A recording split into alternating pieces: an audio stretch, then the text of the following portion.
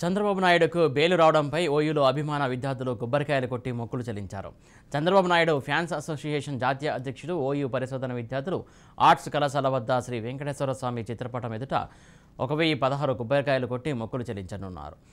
చంద్రబాబు చిత్రపటానికి బూడిద గుమ్మడికాయతో దిష్టి తీశారు. భువనేశ్వరి అమ్మ చేపట్టినటువంటి యాత్రతో నిజం గెలిచిందన్నారు. అధికారం అడ్డం పెట్టుకుని వ్యవస్థలని ఎన్నో రోజులు నియంత్రణ చేయలేరన్నారు. చంద్రబాబు కోసం అభిమానులు కార్యకర్తలు చేసినటువంటి ఉద్యమాలు పూజలు ఫలించాయని అని అన్నారు.